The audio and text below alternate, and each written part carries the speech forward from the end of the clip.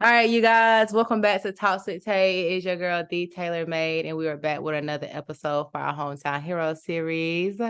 Today, we got the one and only Bryant White in the building. Ooh, I don't have a soundboard yet. Well, I tell side, and the crowd goes wild. Ah. So you guys already know who I am. Y'all know who your girl is. This is Talks with Tay. I'm your host, D. Taylor Made. Brian, can you introduce yourself to the viewers that don't know you? Y'all probably know who he is. He's pretty famous. I'm cool. I'll be cooler, man. But my name is Bryant White. Bryant like Kobe, Kirk like Franklin, White like the color. I'm an experienced designer. I'm a very personable person. I look at that as a gift that applies to everything that I do, the paths that I've chosen, and the avenues I utilize to take my talent and help others in the world. I say experience design because I focus on how can we create the best space, place, and time for people in respect to what they're going through, to what they want to celebrate, to where they see themselves in the future. So I align myself career-wise as an entrepreneur, as a DJ, the lead DJ, and a co-owner of ONTBH Wedding House, which is a wedding planning service that I own alongside my sister. I am also a content creator, you can say, a videographer, graphic designer, photographer with a Bevy Studio, soon to be called a Novices Studio. We've also in that realm focused on creating experiences via media that actually speak to the human experience, purpose-based content only. And also I am the executive director of A Bevy, the School of Self-Awareness, which is an arts and education nonprofit that I started in 2009. So life is beautiful. I enjoy everything I do, and I'm glad to be here. Okay, and I'm glad to have you here. Thank you so much for coming on. If y'all ain't peep, he is a man of many talents. Like that list right there, it ran so long. So with all that you do, how did you become to be? Like what inspired you to get where you currently are? I'm gonna say my mom. I think there's a couple things even in the past years that are definite I guess you could say cornerstones to why I do what I do, why I believe what I do, why I believe what I believe rather. I'll say a key part is my grandmama telling me that I should never work for anybody. I tried to get a job in high school, and she told me that she just don't see me working for anybody. You know, you make it happen yourself. But she also got me my first summer job after high school, which is at a place called CPW. I was there for like 2 months. But anytime I've had a job, I think the longest I've been there is 6 months. So when I was working full time for the school district, that was about 2 years. But either way, my grandmother saying that, I'll use that as a point. I don't want to jump around too far. Use that as a point. I'll use the point of growing up without a father. My grandfather definitely being the man I learned a whole lot from, but you could even get into like the idea of overcompensating, me being extra hard on myself, which then leads directly into hip hop having a major influence on me. I say that's point three. The idea of hustling, the idea of making a way for yourself, the idea of pulling yourself up by the bootstraps. And then fourth, I'd say how I got here today and who I am today. I say my mama. My mama is very ambitious, outspoken, well represented, respectable. She definitely puts herself in position that a purpose illuminated, just out of her being. So I guess growing up and seeing that, being around that, I knew that there was something in me. One thing she used to tell me that she also got from my grandfather was, the mountains are calling and you must go. And so that idea of we all have a purpose, I definitely got that from her, that every day, the room that you're in, the people you cross, the phone calls you have, the time you spend doing whatever, it creates an impact on this world. No matter how large or small it may be, at any moment you can change the world. You can change the altitude and latitude of things to come. And that's even where I got like the idea of waves. Everything, they're all waves. And the waves can impact no matter how far out you may think they can or can't go. So I definitely got that from my mama. So I think those are four ways I got the way I am. Shout out to the family. Most of those are family. The gang. That's all family, matter of fact. For real. Yeah, It's very man. in-depth responses that you gave. Very, very self-aware. responses that you used. And I noticed that you brought up a baby. And for those that don't know, that is how I met Bryant Kirk White. I call him B.White, but I don't know. I just want to say Bryant Kirk White. Sometimes I like saying the whole name. But A baby is how I met B.White. It is the school of self-awareness. And I always give credit when credit is due. It is a big inspiration to TalksWithTay. Being able to sit and get uncomfortable with yourself, being able to sit and have these types of conversations. So, of course, it's only right if I ask you two questions. Okay. A, what does self-awareness mean to you? And B, what is and who is A baby to you? What does self-awareness mean to me? Self-awareness is the most important subject that somebody can study. That journey inward is exactly the place where all the answers lie to where we want to go outward. For sure. I was reading, it was a Twitter thread. So, shout out to books, shout out to articles, shout out there, but this was a Twitter thread. Very well written, but they were talking about how the things that we have not healed, the traumas as we go older, they begin to decide who we will be and where we're going to go. And being able to address those things at an early age and being self-aware in general and being able to not allow these things that you do go through, that do attack you, that do push you forward, not allowing those things to dictate how you react, what you believe, but more so you understanding that how it affects you then speaks to how you should act and how you should lead. Then I think that's extremely valuable in life. And that self-awareness is just the most important thing, just simply because of that. You can do anything else if you understand exactly who you are and being self-aware. And the second question was, what does a baby mean? Who is a baby? What is a baby? Yeah, who and what is a baby to you? A baby is my baby. A baby is my baby. I started in 2009, kind of even on some rebellious type action format where in me studying entrepreneurship at the University of South Carolina, a professor let me know that nonprofits aren't something that can stand in front of your life, in front of your career. They're mostly side ventures. And for the most part, he is correct. But for me, I wanted to combat that idea because the main thing in us learning via entrepreneurship about nonprofits, it was the purpose-based things have to be to the side compared to the I'll say mission-based things, not even purpose-based. Just the idea of an organization or a company with a mission is a side venture compared to a for-profit where, okay, are we making these funds? Are we staying in the green? What are we doing? And I felt like that mission-based companies and organizations should be at the forefront. I can't change the world, but I can change the world that I'm in. And so in creating a baby, I wanted to create a space. I wanted to create an organization that wasn't just a side venture, that became an avenue that not only I could utilize, but others could utilize in their lives. It's definitely an ongoing journey to build this school of self-awareness to where it may even operate like a for-profit, but we're truly a nonprofit because our goal is completely mission-based. And so it's been fun being able to create experiences, create events, create curriculum, do all the things that push self-awareness to the forefront via Bevy. So shout out to that professor for allowing me to not just do a Bevy on the side one Saturday a week or, just for community service or just make it available for community service for students, but create an organization that could be a part of people's lives and, provide opportunities, including financial opportunities for others, including myself. So overall, a baby is my baby. A baby is a baby. And baby is dope. If you ain't on that, you need to get on it. If you ain't on that, you need to get on it. That's real. Baby is my baby. And it's dope. I love it. No, that's tough. That's hard. So you said a lot in telling us about how you became self-aware, your mom being a big inspiration, also all the many different things that you were involved in, invested in. And you also gave a shout out to your daughter in the beginning. With so much on your plate, how do you find balance? Like, how do you balance out being who you are and doing what you do? Man, I got married in 2020. So shout out my wife too. But everything definitely culminated then. Because I mentioned one of the four things being not per se having a father figure to base these decisions off of. So at that point in getting married, having a child, and even amidst COVID and the world opening up, given the type of person I am, a very what's the one, the people who stay at home, they're called Introverts. No? Introverts. Is the extrovert the opposite? I'm Extrovert, pretty yeah, sure. extrovert opposite. So my wife will call me extroverted.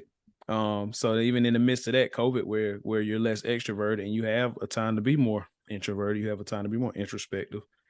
It put me at a point where I had to figure out how to answer this question. So with the balance, what I did learn was how to prioritize, and how to say no. Which even if you look at my family, especially my sister and my mother, again, in mentioning how I stated it earlier, we definitely take pride in being where we're needed. If we're needed, we would love to be there.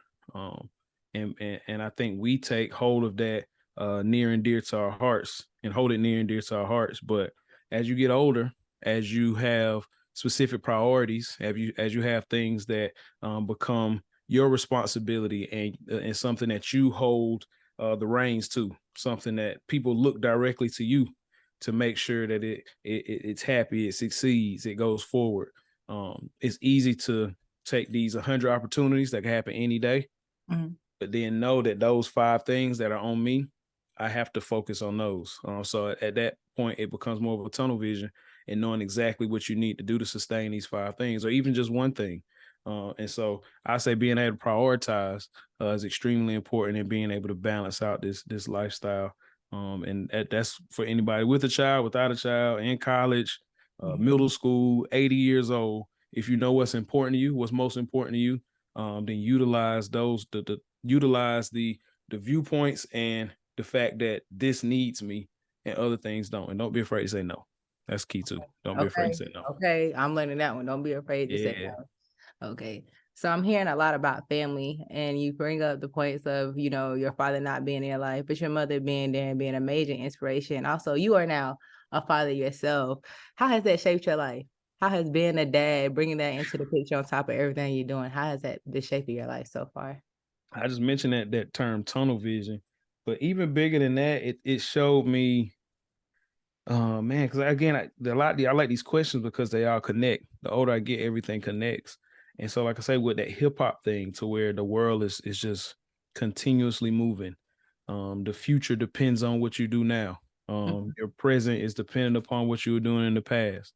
So in order to become who you want to be, you got to continue to stay active. You got to continue to stay thoughtful. You got to continue to stay moving and succeeding and growing up a ladder. You just got to keep going and keep going and keep hustling. You got to Rockefeller Records, Rough Riders, Diplomats, G Unit, T.I., Jeezy, Joe Budden, You did. Lupe Fiasco. Like all these people showed a consistent work ethic when it came to their craft. More than 10,000 hours, more than 100,000 hours, just working. And I say all that to say that through my teens and especially through my 20s, that's my mindset. Like no sleep, Diddy, all these facts within hip hop. But when it came to a child and having Cy in my arms or seeing Cy running around, that was the first time that I could say life is right now. Yeah. In the It's present. not, it will, being in the present, it does benefit me to be aware of the future. But I never had a lane in my life where I just stopped and enjoyed the present. And I wasn't concerned or even worried about the future. I didn't have a point where, okay, this 3 hours a day, I'm literally just playing with Saya. My life continuously, 24 hours a day, 7 days a week, 365 days a year was, I need to be somewhere. I need to do something. I need to be a step ahead all the time. With Saya, the most important thing, and it definitely fits in all points of life, is being present. And so that's the main way it changed my life outside of, the priority system and balance myself and beating myself up early, saying am I good enough or not. Still dealing with that, but being in the present helps with that also. Being present and being in the present. Life is now, not later. So enjoy it. Awesome. So you made a lot of references to some very notable Black men, and I say Black men specifically because you yourself are a Black man. So can you tell us, what is it like being a Black man in your field and your expertise as a man of self-awareness, a Black man that's being a father and he never had, a true father figure or whatnot, being a Black man that's married and making things happen? What is that like for you? I think it's for me, it's it's the home of compassion. Like it's a calling to be selfless. As a Black man in my field, whether you say education, whether you say art, whether you say event production, it's a calling in my field because I have a understanding of the specific individuals who need things that others may not be providing for them. Mm. It's a specific calling compared to someone who's the opposite of me in whatever fashion you want. Let's say a white man, it may be okay. Our goal is to do 8 weddings this weekend. Let's get 7 DJs. I don't care about that. I'm not being as considerate, which you may be considered at a certain level. But I think as a Black man, there, for me at least, there's a calling of higher consideration, higher empathy, higher compassion. So it's the consideration of what am I doing to help people like me more than any other situation. I look at that as a struggle sometimes. Yeah. Because you still got a code switch, you still gotta know how to fit in every room. Which is a great skill to have. But at the end of the day, even if you go in the greatest room and you reach a higher level, what is that room if you're not able to help somebody like you? What is that room if you're only shaking hands with people who you have less in common with? And if you can't reach down and look at the kid who is just like you were 10 years ago, just like you were 20 years ago, then what's the purpose? So being a Black man in my industry, that's something that's always on my heart and always in my head. So I think that's the most important thing and what I think about the most. Okay, awesome. So we talked a lot about being in the present and how conducive that is to the process. I want to go on a little bit of a time travel though, and I want to ask you if you could go back in time, let's say maybe freshman year of college, because I think Okay. I think that's the key part. If you do go to college, or maybe let me not say college, I'll say like that 18, right when it's like the world is Okay. looking at you as an adult. If you could go back to that time period in your life, what is some advice that you would have gave your younger self? That every change can lead to progression and growth. One thing, I forgot how you mentioned it earlier when we first started, but in describing the baby, you mentioned just the beauty in being uncomfortable. If I could go back to any years of my teen living, I would that would be my advice to myself. That on the other side of that discomfort is a better you. You may not understand that, you may not believe that, but I tap myself on the shoulder and say, just try it real quick. Just try it now, try it soon, try it as much as possible because you'll benefit even more in the future. Okay. Now, on the flip side of that, if you could fast forward 10 years from now, where do you see yourself and what are you hoping to be doing with yourself? What do you want out of yourself and the things that you're currently doing now? How do you want to see those manifest in the next 10 years of your life? 10 years from now, that man, I know we're going deep. We're going 10-year plan, 10-year I plan. like this. I like this 10-year plan. I'm looking at being a pioneer for self-awareness in the educational system, whether it be self-taught, whether it be through charter schooling, whether it be through PE public education, being able to create a service, being able to create an application, being able to create an infrastructure where self-awareness and the tools that can be used to increase such and apply it to other facets of our lives and our careers and our household and even our personal training that is accessible to as many people as possible. I like to do that through every facet of my career, every facet of my job, every facet of when I walk out the door.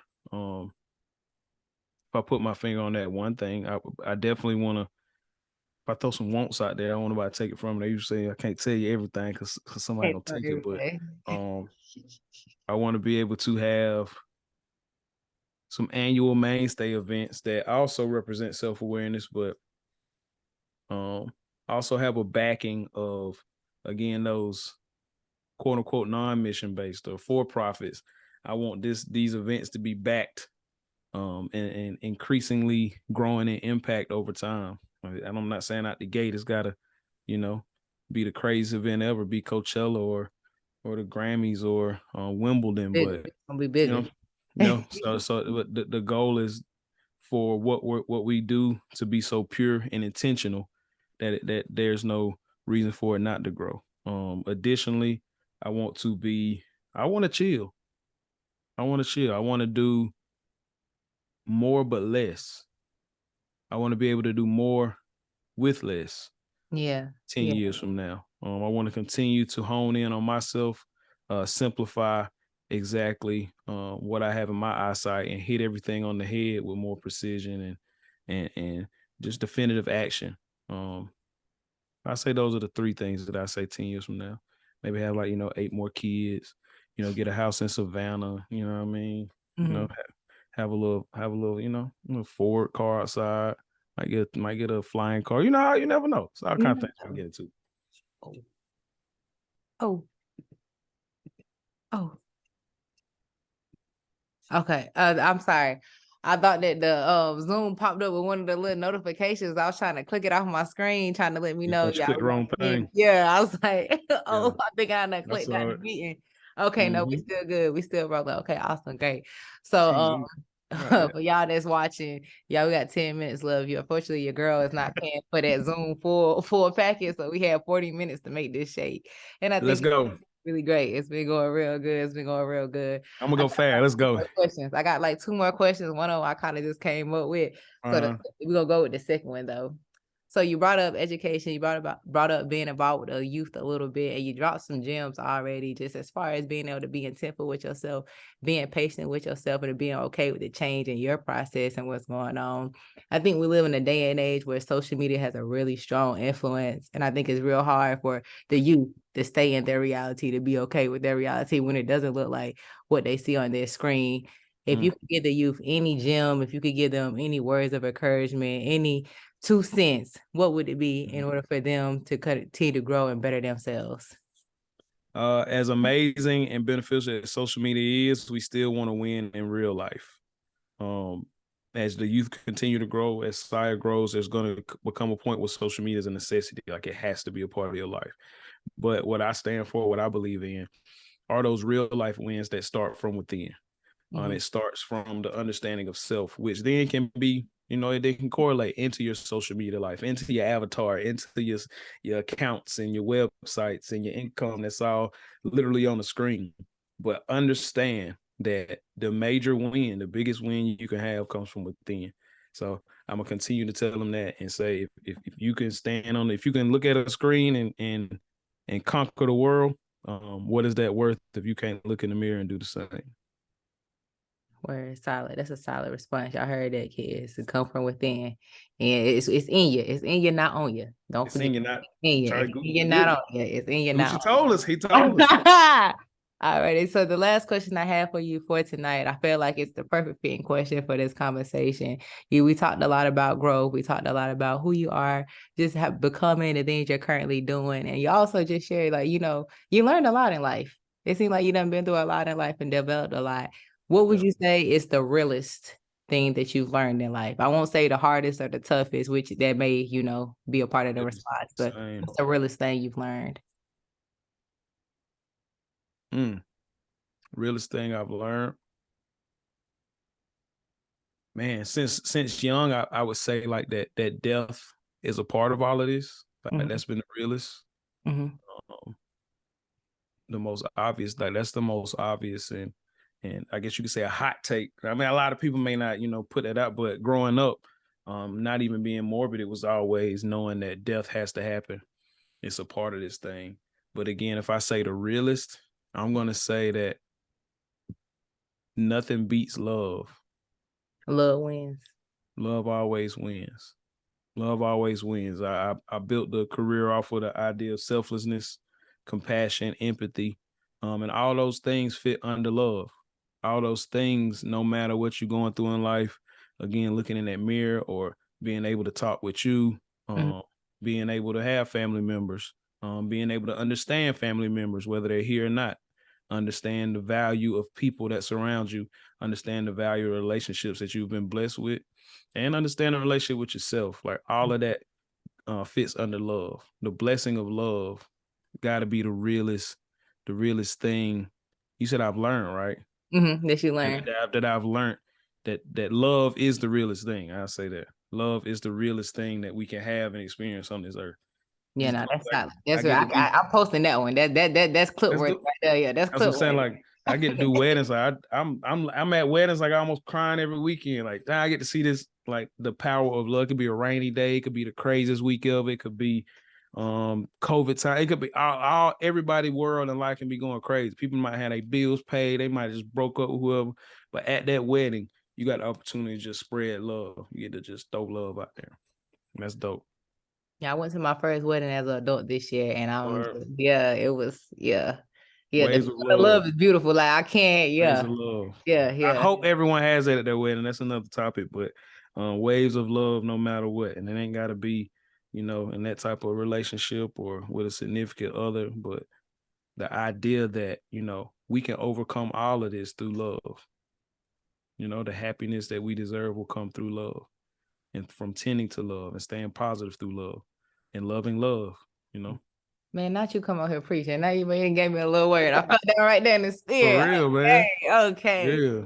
So y'all know where I'm at. Y'all know how to find me. This is TalksWithTay. We already know what that is. B.White, how can they find you? If they want to get locked in, they want to get tuned. This DJ, A Baby, how can we find you?